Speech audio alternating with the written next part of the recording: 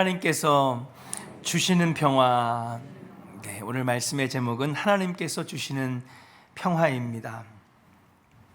민족의 해방을 맞이하면서 그 광복의 기쁨을 우리가 기억하고 또 감사하기 위해서 지키는 광복절 기념 주일입니다.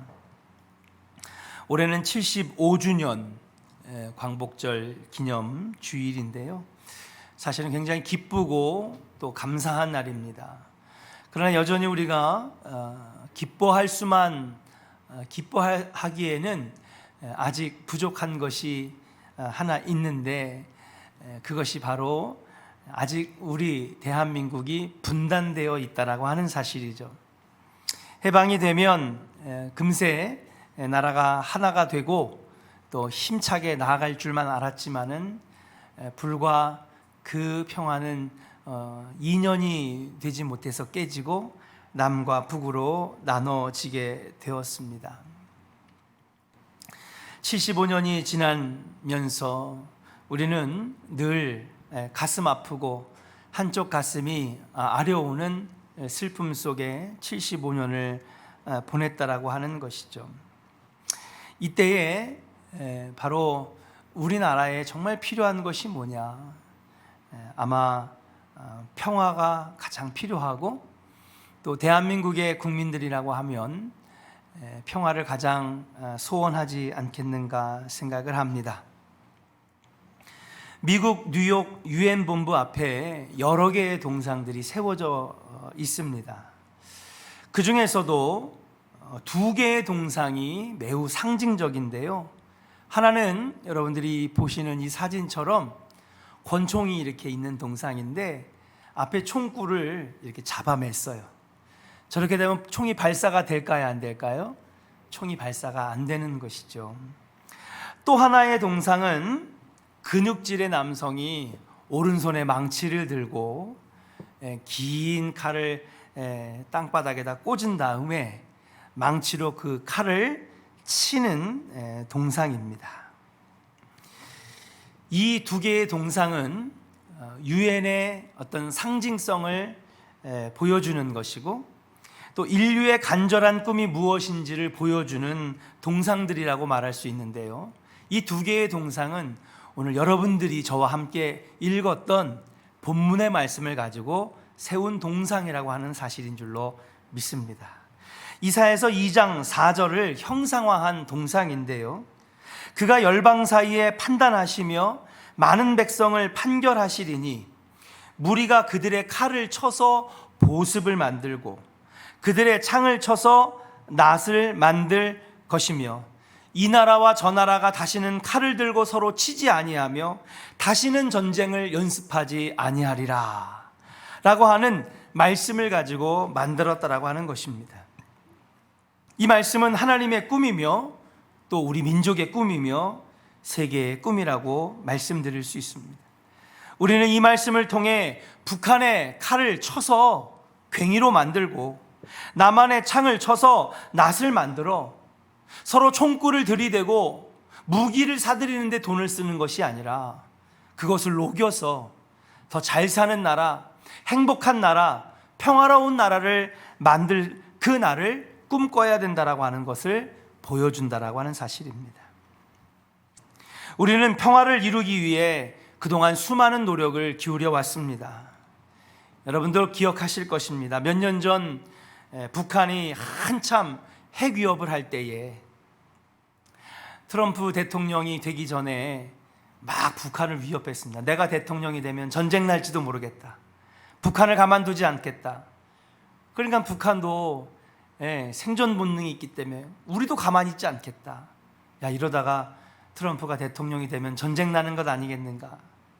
그런데 갑자기 태도를 바꿔서 트럼프 대통령이 김정은 위원장에게 만나자 제시를 하죠. 그때 전 세계가 막 술렁거렸습니다. 세기의 만남이다. 야, 평화가 오는 것이 아니냐. 정말 큰 기대를 가졌던 기억이 납니다. 전 세계가 열광하면서 200개가 넘는 나라들이 다 취재진을 파견하고요. 회담이 있었던 싱가포르에는요 여러분 막 경제적인 특수를 누리고 김정은 버거, 트럼프 버거, 햄버거가 나올 정도로 엄청나게 기대했던 것을 저는 기억하게 됩니다. 그때 많은 사람들이 이 북미 협상을 전 세계에 생중계하면서 엄청나게 많은 수억의 인구들이 이 생중계를 보면서 야, 정말 악의 축이라고 불렸던 이 북한이 변화돼서, 여러분 그래서 북한 이 개성 평양에 맥도날드가 세워지고 서로가 핵무기를 줄이고 진짜 이 세계가 평화가 오는 것이 아니겠는가 엄청난 기대를 했죠. 근데 여러분 그 뒤로 협상은 딱 한 번 이루어졌을 뿐 불발이 되면서 지금은 서로 송곳니를 드러내고 으르렁거리는 지금 상황이 되었습니다. 얼마 전에 트럼프를 폭로하는 책이 나왔습니다. 존 볼턴 이라고 하는 사람이 함께 참모진을 이루면서 있었던 그런 비판의 책이었는데요. 그가 이렇게 얘기합니다. 트럼프는 원래부터 정상회담을 통해서 뭔가를 얻어내거나 북한과 평화를 이룰 생각이 전혀 없었다는 거예요. 그걸 자신의 참모들에게 얘기했다는 거예요. 오로지 그는 이것을 하나의 이벤트로 만들어서 자신의 주가를 높이고 정치적인 기반을 든든하게 하고 지지율을 높이는 데 쓸 생각밖에 없었지 평화를 이룰 생각은 하나도 없었다. 그렇게 폭로했던 책이 얼마 전에 나왔습니다.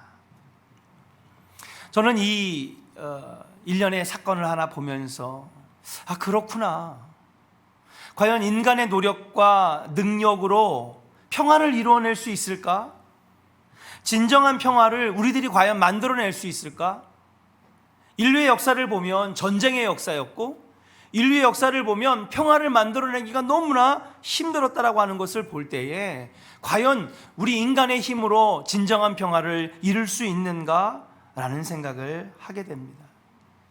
그러면서 오늘 주시는 말씀을 다시 한번 들여다볼 때에 정말 이 땅의 평화는, 나라와 나라 사이의 평화는, 서로 총구를 들이대는 싸우는 나라 간의 평화는, 작게는 우리 안의 평화, 가정의 평화, 교회의 평화, 나라 안의 평화는 과연 누가 이루시는 것이냐? 하나님이 이루시는 것이 아니겠는가?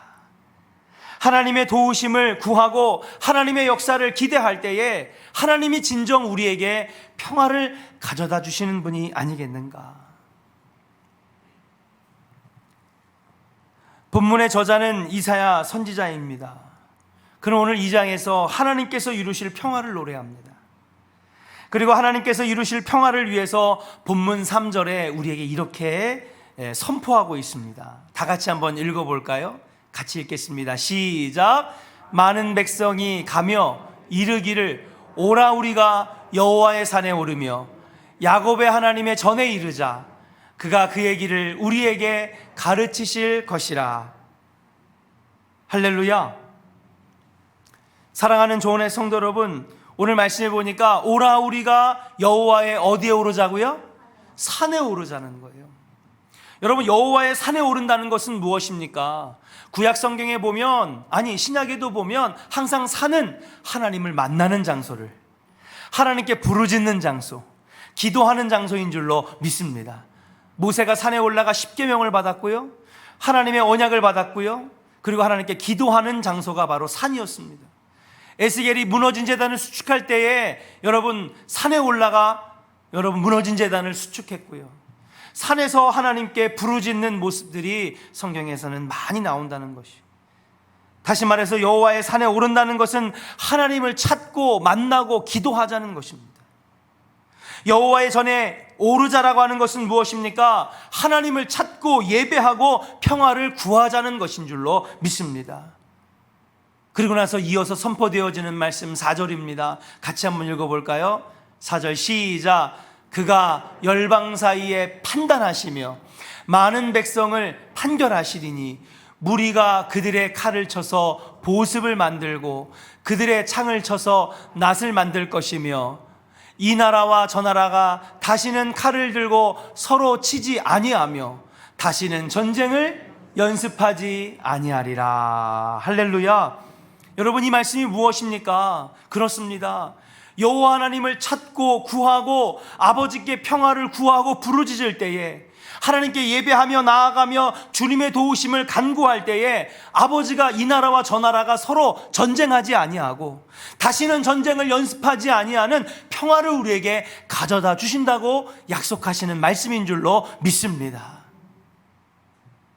사랑하는 조언의 성도 여러분, 하나님이 우리의 평화이신 줄로 믿습니다. 오직 하나님만이 평화를 가져다 주시는 분인 줄로 믿습니다. 자, 그렇다면 당시 이스라엘 백성들은 이사야 선지자의 이 선포를 하나님의 말씀으로 받고 그대로 지켰을까요? 이스라엘은요, 우리나라랑 아주 비슷한 나라입니다. 낀 나라예요. 밑으로는 이집트, 그리고 주변으로는 가나안의 7방백들, 암몬과 모압과 블레셋과 가나안과, 위로는 아수르, 또 오른쪽에는 여러분 바벨론과 페르시아, 늘 전쟁이 끊이지 않고 식민지 속에 살았던 나라입니다. 그런 그들에게 너희들이 정말 평화를 원하느냐? 그럼 오라, 우리가 여호와의 산에 올라가자. 여호와의 전에 오르자. 거기서 하나님을 찾고 예배하고 부르짖고 평화를 구하자.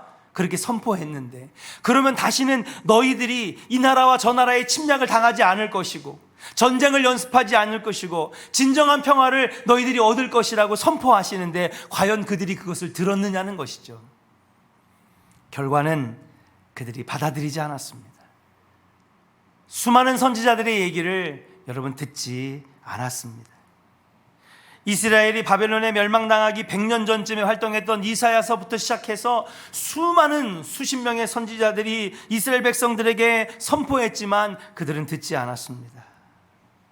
오히려 배척했습니다. 무슨 소리냐고, 기도만 하면 다 되는 거냐고, 앉아서 예배만 드리면은 되는 거냐고, 그래가지고 전쟁이 멈추겠냐고, 그런 소리 하지 말라고 오히려 선지자들의 말을 배척했다라고 하는 사실이에요. 이스라엘 백성들은 왜 하나님의 말씀을 듣지 않았을까요? 평화를 가져다 주시는 분은 오직 하나님임을 인정하고 받아들여야 되는데 배척했다라고 하는 사실입니다. 마커스 보그라고 하는 사람이 놀라움과 경외의 나날들이라고 하는 책에서, 여러분, 이 땅에는 2가지 지혜가 있다는 거예요. 2가지 지혜. 첫 번째는 한번 따라합시다. 예수의 대안적 지혜. 두 번째는 따라합시다. 사람의 인습적 지혜. 예. 이 2가지 지혜가 있다는 거예요. 2가지가 다 지혜래요. 첫 번째, 예수의 대안적 지혜는요, 예수님이 하나님께 중심을 두는 삶으로 이끄는 지혜래요. 성경에서 가르쳐 주시는 지혜라는 거예요. 하나님을 섬기고 믿음으로 얻게 되는 지혜라는 것이, 생각지도 못했던 곳에서 생각지도 못했던 하나님의 은혜로 어떻게 우리가 나아가야 될지 알게 되고 깨닫게 되는 놀라움의 지혜라고 하는 사실인 줄로 믿습니다. 한번 따라합시다. 성경적 지혜, 하나님이 주시는 지혜, 이게 바로 예수의 대안적 지혜라는 거예요. 두 번째 지혜는 뭐냐? 사람의 인습적 지혜인데 반대되는 거라는 거예요.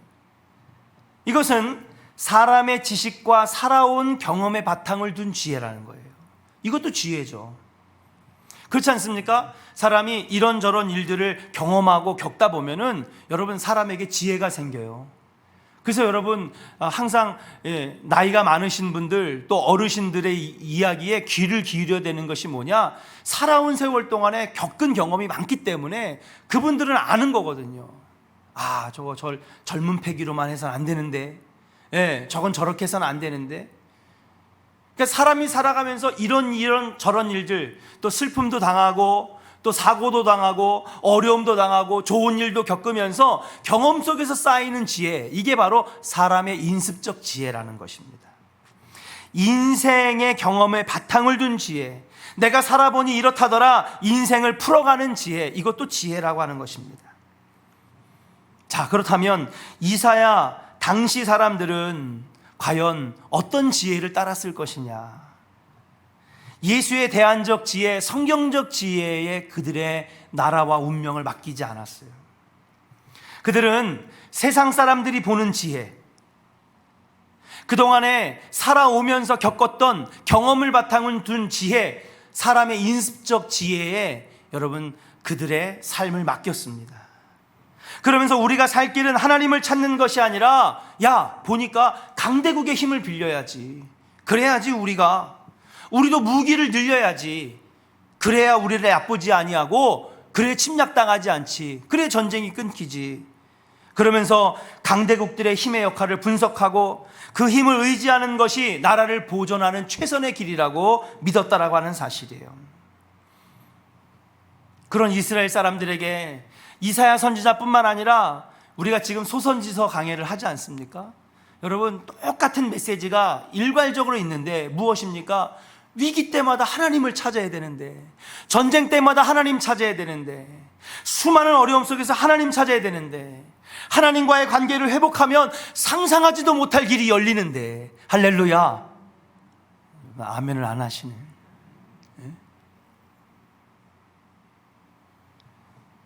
2부 예배는 연세가 많으신 분들이라 살아보니 그렇지 않던데요, 그러는 거예요. 근데 여러분, 이 이사야 선지자뿐만 아니라 수많은 선지자의 소리를 여러분 엉뚱한 소리 하지 말라고. 앉아서 기도만 하면 됐냐고? 앉아서 예배만 드리면 되냐고? 무슨 평화가 오냐고? 기도만 하고 와가지고 예배만 드리고 제사만 드리면은 이 땅에 평화가 오겠냐고? 받아들이지 않았어요. 엉뚱한 소리라고 생각하면서 이스라엘은 결국 하나님의 열린 미래, 하나님이 열어주시는 미래를 기대하지 않고 받아들이지 않았다라고 하는 사실인 줄로 믿습니다. 자, 여러분, 이사야의 외침을 무시하고 그 뒤에 수많은 선지자들이 하나님과의 관계 회복이 먼저다, 하나님을 먼저 찾자, 여호와의 산에 올라가 주님께 부르짖고 여호와의 전에 올라가 먼저 예배하고 하나님의 도우심을 구하는 것이 진정한 방법이라고 얘기하는 것을 무시한 여러분, 결과는 과연 어땠을까요?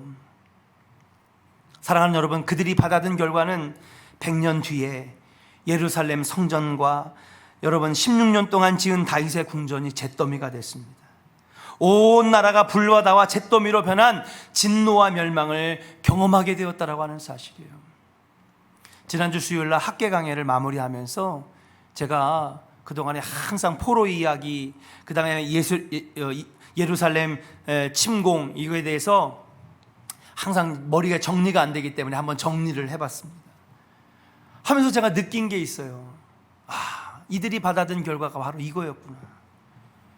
하나님의 외침, 하나님의 말씀으로 받아들이지 아니하고 그들은 사람의 인식적 지혜를 따랐을 때, 그들의 경험과 그들의 지식에서 얻은 사람의 지혜를 따랐을 때 그들이 어떤 결과를 받아들였느냐. 기원전 605년 아수르와 동맹을 하면 바벨론이 쳐들어오지 않겠지? 여러분, 그때 여호야긴 왕과 남유다는 바벨론의 1차 침공을 당하게 됩니다. 불바다가 되고요, 여러분, 다니엘을 포함하여 왕족과 귀족들이 엄청나게 끌려갑니다. 그리고 나서 기원전 597년 8년이 지난 다음에 이 여호야긴 왕이, 야, 이거 이렇게만 맨날 조공바치고 이렇게 있으면 안 되겠다. 보니까 저기 남쪽에 이집트가 강대국인데 저들하고 한번 동맹을 맺어보자. 그럼 바벨론이 더 이상 우리를 괴롭히지 않겠지? 여호야긴 왕은 이집트와 동맹을 맺고 그리고 바벨론에 맞섰는데 바벨론이 쳐들어와서 2차 침공으로 여러분 여호야긴 왕은 손발이 묶인 채로 질질 끌려가는 포로가 되었고, 병사 1만 명, 건축기술자와 장인 1만 명, 에스겔 선지자와 에스더 모르드게, 이때의 귀족들이 2차 침공 때 끌려가게 됐어요. 이때에도 여러분, 당시에 수많은 선지자들이 외칩니다. 이제라도 늦지 않았으니 이사야 선지자가 했던 것처럼 오라, 우리가 여호와의 전에 올라가서 기도하자, 여호와의 산에 올라가서 부르짖자. 하나님과의 관계 회복이 먼저다. 그거가 되면 다시는 다른 나라들이 우리를 쳐들어오지 아니하고 전쟁을 연습하지 아니하리라. 들었을까요? 안 들었을까요? 안 듣는 거예요. 기도해봤자 뭔 소용이냐고. 이어서 왕이 된 시드기야 왕은 이번에는 우리 주변국들과 동맹을 맺어보자, 모압과 암몬과 블레셋과 7나라들이 연합해가지고 반 바벨론 동맹을 맺습니다. 거기에 정말 화가 난 바벨론이 3차 침공을 하는 거예요. 기원전 587년 12년이 지난 다음에 여러분 이때 어떻게 되는지 아십니까? 이미 소선지서 강해를 통해서 들으신 분은 알겠지만 이때에 다윗 궁이 불타고 예루살렘 성전은 돌 하나도 남기지 않고 다 무너졌으며 사람들이 불에 타 죽고 부모가 보는 앞에서 자녀를 찔러 죽인 후에 부모들의 눈을 빼서 여러분 말에 질질 끌려가면서 하층민들만 제외하고 60만 명의 여러분 포로들로 끌려가게 되는 처참한 최후를 맞이하게 되었다라고 하는 사실이에요. 이게 어떤 결과냐? 바로 성경적인 지혜를 따르지 아니하고 사람의 인습적인 지혜를 따랐던 결과라고 하는 사실이에요. 야, 우리가 역사를 보니까, 우리가 살아보니까 동맹국가 힘이 있는 사람들과 함께 손을 잡아야지. 기도해봤자 예배해봤자 뭐가 달라지냐. 선지자들의 말을 듣지 않았던 그들의 결과는 참담한 결과였어요.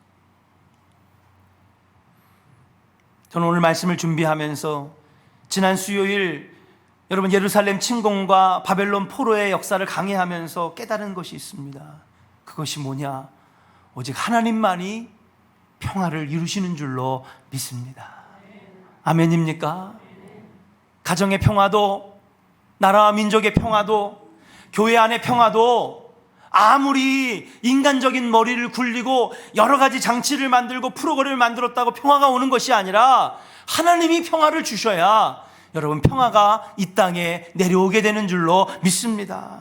오직 하나님만이 이 대한민국을 지켜주시는 줄로 믿습니다. 여러분 뉴스를 보면요, 여러분 사회적인 현상을 보면 여러 가지 이야기가 있습니다. 야, 미국을 따라야 되지 않냐? 에? 미국이 6.25 때 우리나라를 건져준 나라 아니냐? 오직 미국만이 우리를 살릴 거다.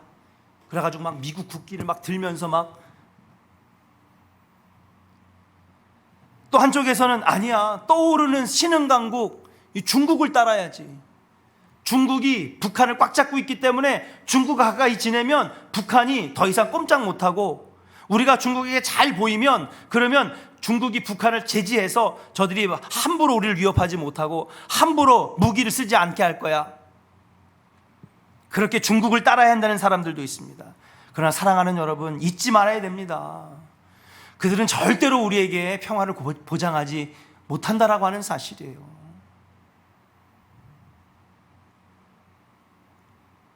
저는 그렇게 생각합니다. 하나님 성경의 역사를 살펴보면요, 하나님은요 필요하실 때마다 나라와 민족을 쓰셨어요. 바벨론은요 이스라엘을 멸망시킨 다음에 곧바로 멸망당했습니다. 아주 지구상에서 사라졌어요. 그 얘기는 뭔지 아십니까? 이스라엘을 정신 차리게 하기 위해서 하나님은 바벨론을 썼던 거예요. 저는 그렇게 생각합니다. 하나님이 대한민국을 사랑하셔서 6.25 때 하나님이 미국을 쓰신 거지 미국이 영원한 평화를 보장해 주지는 않는다라고 하는 사실이에요. 중국이 영원한 평화를 보장해 주지는 않는다라고 하는 사실인 줄로 믿습니다. 오히려 그들의 힘의 논리에서 이용만 당할 뿐이지 마지막에 그들의 이익에 부합하지 아니하면 여러분 우리나라는 그냥 휴지 조각 버리듯이 버려질 것이 뻔하다라고 하는 사실이에요. 그러므로 사랑하는 여러분, 하나님이 평화를 이루신다라고 하는 믿음을 가지시기를 주의 이름으로 간절히 축원합니다. 이러한 생각을 현실적이지 못하다고 목사님이니까 이상적인 소리라고 말할 수 있습니다. 그러나 사랑하는 여러분, 선지자들의 외침을 우리는 귀 기울여야 됩니다. 성경을 배우고 믿음으로 살며 하나님을 믿는 자들이라면 우리는 인간의 지혜가 아닌, 삶의 경험에서 나오는 지혜가 아닌 하나님이 주시는 놀라운 은혜와 그분이 운행하시는 놀라운 역사와 생각지도 못했던 역사를 이루시는 그 하나님의 은혜를 여러분 간구해야 되는 줄로 믿습니다. 하나님이 지켜주시고 하나님만이 평화를 이루시는 분이라고 하는 사실을 우리가 믿어야 된다는 사실이에요.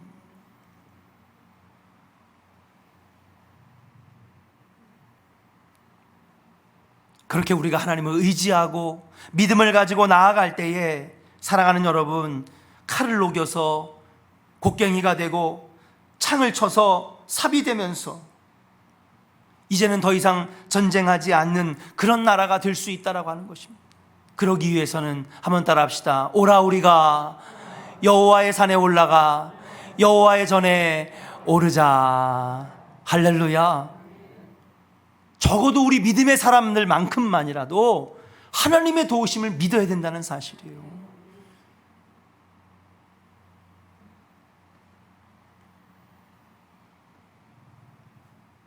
그렇다면 교회가 어떻게 해야 될까? 교회는 평화의 본이 되어야 될 줄로 믿습니다. 이 땅의 모든 교회는 평화의 믿음을 가지고 평화를 살아내는 터전과 전당이 되어야 된다라고 하는 사실이에요. 그것이 바로 교회의 분명한 위치이며 정체성입니다.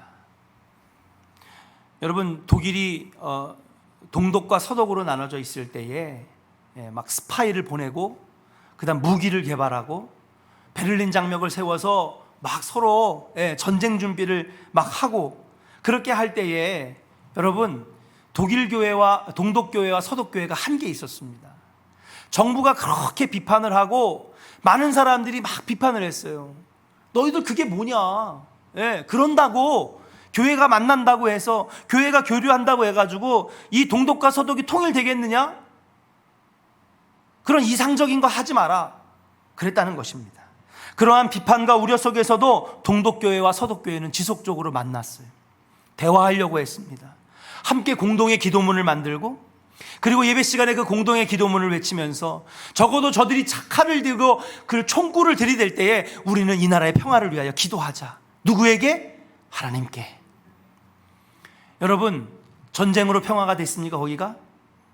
여러분, 어느 한 나라가 더 우세해가지고 여러분 이 베를린 장벽이 무너졌습니까? 여러분, 그렇지 않습니다. 아주 평화로운 방법으로 여러분 베를린 장벽이 무너졌다라고 하는 사실이. 그러므로 사랑하는 여러분, 우리는 분명히 알아야 됩니다.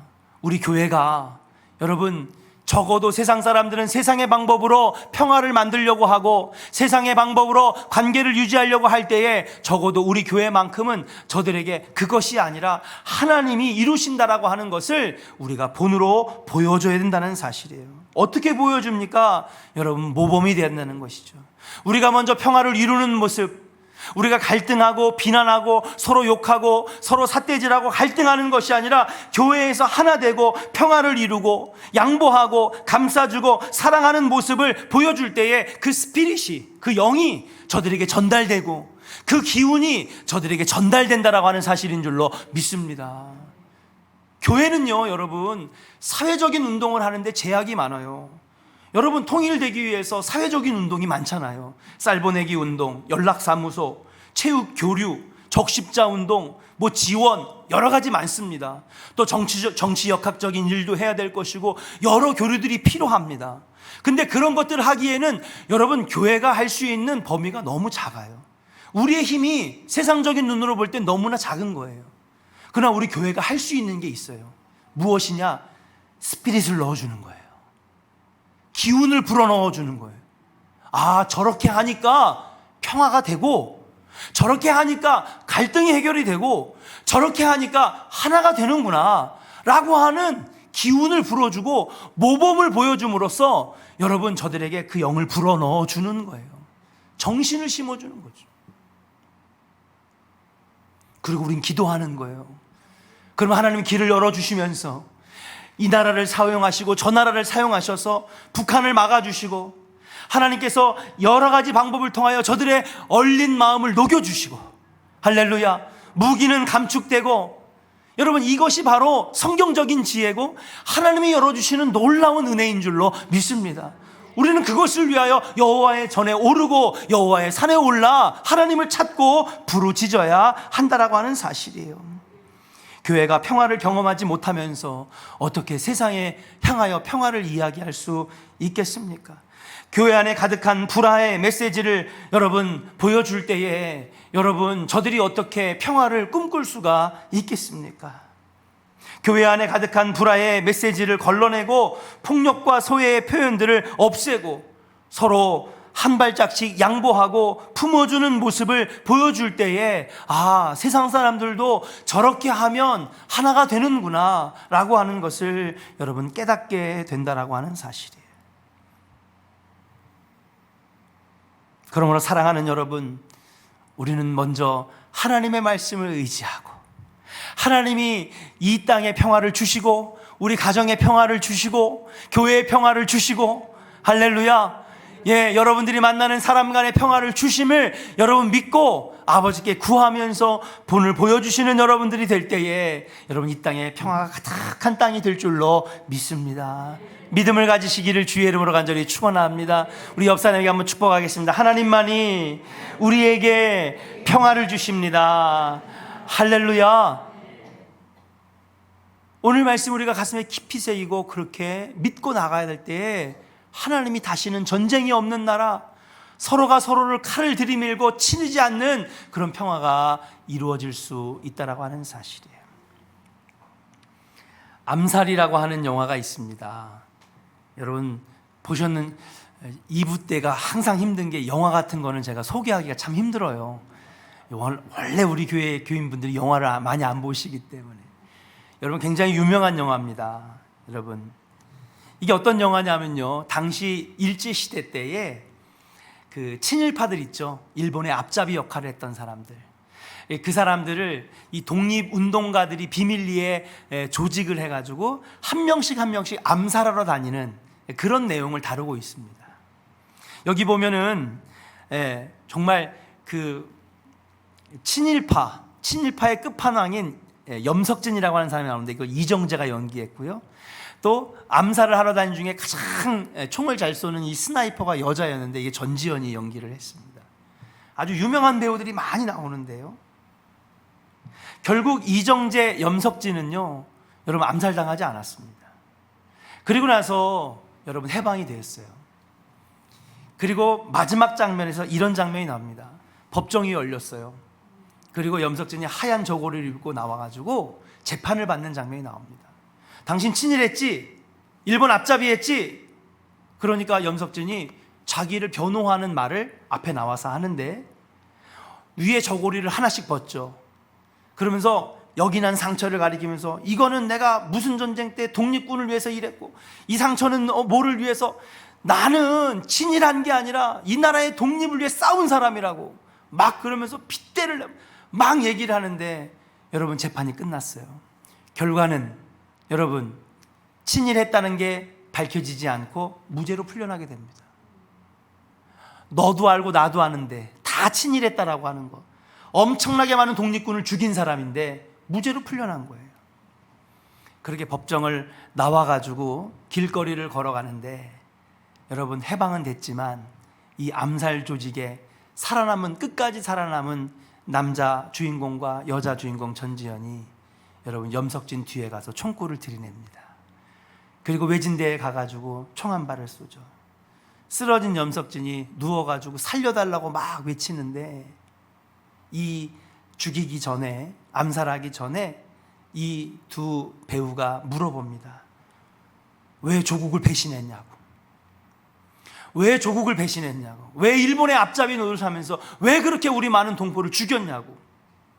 그러니까 유명한 대사가 나와요.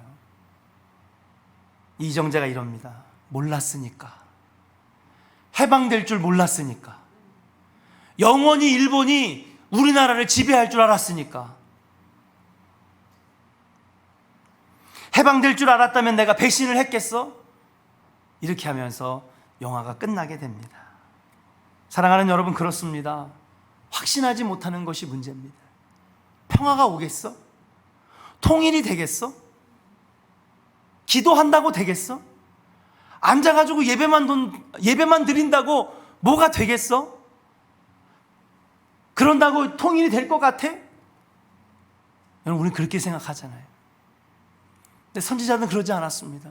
아니야, 여호와의 산에 올라가, 여호와의 전에 올라가 아버지를 찾고 예배하고 아버지께 구할 때에 그분이 인간의 상식으로는 생각하지도 못했던 놀라운 방법으로 평화를 주실 거야.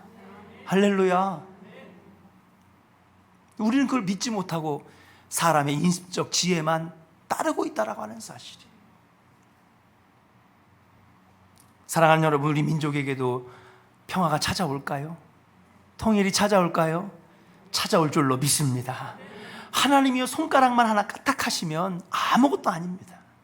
왜요? 하나님은 창조주가 되시고 역사의 주관자가 되시고, 할렐루야, 영원히 영원할 것만 같았던 바벨론도 없애시고 영원할 것만 같았던 페르시아도 없애시고, 여러분 이스라엘 백성들을 끝까지 인도하셨던 그 하나님이 대한민국을 지켜주시는 유일한 분인 줄로 믿습니다. 그 믿음과 확신이 있으면서 아버지께 구하면 여러분 생각지도 못했던 방법으로 아버지께서 오늘 말씀처럼 길을 열어주실 줄로 믿습니다.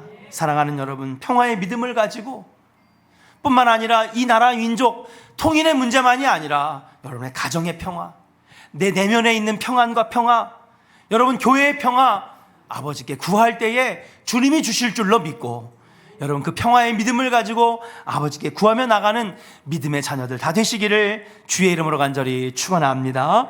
우리 이 시간에 주는 평화 함께 찬양하면서 여러분 준비하신 예물 아버지께 간절히 기도하며 드리시기를 바랍니다.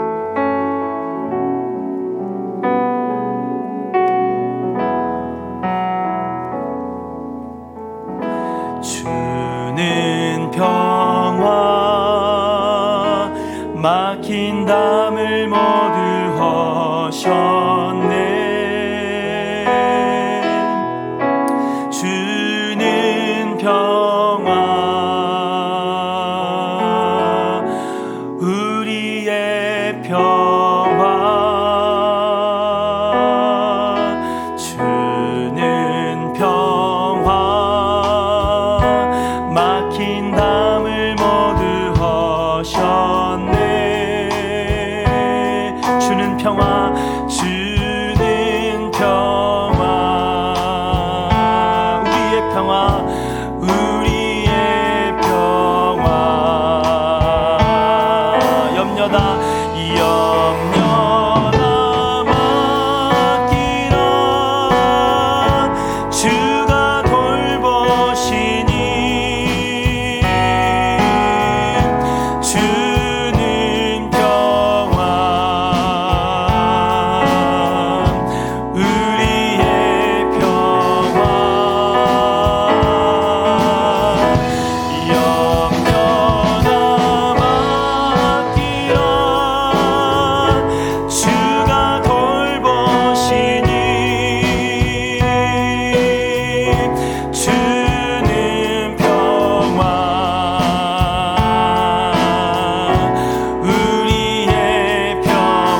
고백하겠습니다. 염려다 맡겨라. 염려다 맡기라. 주가 돌보시니 주는 평화, 우리의 평화, 우리의 평화. 우리 두 손 높이 들고 찬양합시다.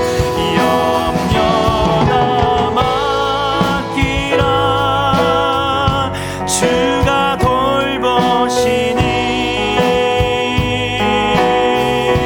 주는 평화, 우리의 평화.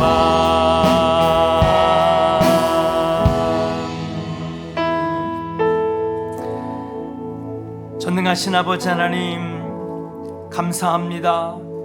오늘 이사야서 2장의 말씀을 우리에게 허락하여 주셔서 하나님, 정말 이 땅의 평화, 놀라운 아버지 하나님, 생각지도 못했던 길이 열려짐은 오직 하나님 손에 있음을 깨닫게 하여 주시니 감사를 드립니다. 그러나 여전히 우리는 연약하여서 또 믿음이 부족하여서 그것만 가지고 되겠느냐고, 내가 살아온 경험과 내가 가져온 지식을 가지고 하나님 내 힘대로 살아가려고 했던 우리들의 모습을 바라보게 됩니다. 아버지 하나님, 우리의 믿음이 날로 날로 더 단단해지고 성장하게 하여 주셔서 오직 하나님을 의뢰하고 신뢰하는 믿음의 자녀들 다 될 수 있도록 도와주옵시며, 하나님, 세상의 지식과 지혜를 따르기보다는 여호와 하나님께 먼저 간구하고 예배하며 하나님과의 관계 회복을 먼저 만들어 나가는 복된 자녀들 다 될 수 있도록 도와주시옵소서. 아버지 하나님, 통일이 먼 것만 같지만 하나님이 움직이시고 일하시면 순식간에 이루어지는 것인 줄로 믿사오니 오직 하나님께 구하며 아버지 하나님 바랍니다. 주님이 이 땅의 평화를 이루어 주옵시고 통일도 이루어지게 하여 주옵시며 하나님, 교회마다 갈등보다는 평화가 화평이 있게 하여 주옵시고 가정마다 불화가 없어지게 하시고 원망이 없어지게 하시고 하나 되고 사랑하는 가정 다 되게 하여 주옵시며 우리 안에 아버지 소용돌이치는 수많은 번민과 괴로움들 떠나가게 하여 주옵시고 예수님 주시는 아버지 평안 가운데 살아가는 믿음의 자녀들 다 되게 하여 주시옵소서. 주님이 이루실 줄로 믿습니다. 우리는 연약하지만은 하나님이 하실 줄로 믿습니다. 주님 100% 아버지 하나님 신뢰하며 나갑니다. 주님, 가정과 성도와 이 나라와 이 민족과 교회와 그리고 이 땅에 평화를 허락하여 주시옵소서. 오늘도 아버지 하나님 11조를 드린 가정들마다 축복하여 주시사 넘치도록 부어주시는 은혜를 경험하는 가정들이 되게 하여 주시옵소서. 아버지는 주일원금과 감사예물, 속회예물 주님 기쁘게 받아 주옵시며 날마다 평안과 기쁨이 넘쳐나는 인생들 되게 하여 주옵시고 일천번제와 소원예물을 통하여 날마다 응답받는 가정들 되게 하여 주옵시며 장학헌금과 선교헌금과 아버지 건축헌금을 통하여서 하나님 나라가 이 땅에 임하는 놀라운 역사 일어나게 하시며 가정마다 지경이 넓어지는 축복이 있게 하여 주시옵소서. 무엇보다도 하나님, 슬픔을 당한 가정들, 이재민들, 수재민들, 그리고 아버지 하나님, 지금도 어려움 당하고 병마로 고통받는 성도들 많이 있습니다. 주님 붙잡아 주시고 하루속히 하늘의 문을 닫으셔서 화창한 날이 있게 하시고 복구되게 하여 주옵시고 코로나도 아버지 떠나가게 하여 주셔서 다시 하나님과 마음껏 예배하며 마음껏 기도하며 마음껏 찬양할 수 있는 그날이 올 수 있도록 주여 인도하여 주시옵소서. 예수님의 이름으로 축복하고 감사하며 기도하옵나이다. 아멘. 우리 결단 찬양 드리고 다 같이 일어나셔서 영광 돌리며 축도의 예배를 마치겠습니다.